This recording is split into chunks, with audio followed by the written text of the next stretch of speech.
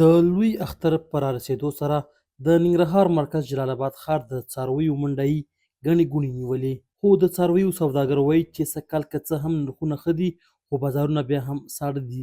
بازارونه خو اوس ښه دي، مخکې نه اوس ښه دي، اوس ډېر ګزاره کوي بازارونه. موږ خپله مالونه راوستي دي، سږکال موږ ته پته لګېږي مال ښه ده، لکه مخکې چې په 1 لک غوایه کېده اوس په 90,000 کېږي، 15,000 کېږي. ریټونه لږ راښه شوي دي، ګزاره کوي جلال آباد منډۍ. نسبت سږکال مال ارزانه ده.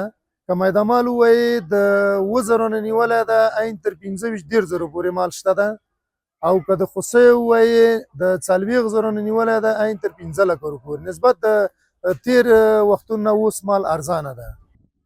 خو هغه کسان چې دلته منډۍ ته د څارویو اخیستلو لپاره راغلي دي له نرخونو ناخوښه دي. وایي سږکال د پخوا په پرتله ډېر لوړ نرخونه چلیږي. راغلی وو منډۍ ته بس اختر لپاره قربانۍ لپاره مال هم کتو 15 ورځې اختر ته پاتې دي. موږ وایي چې چی واخلو که نه چی غویا میا واخلو، بس دلته ګرځو را ګرځو نو چې غویا هم خوښ شي بس خیر انشاءالله وبایلو.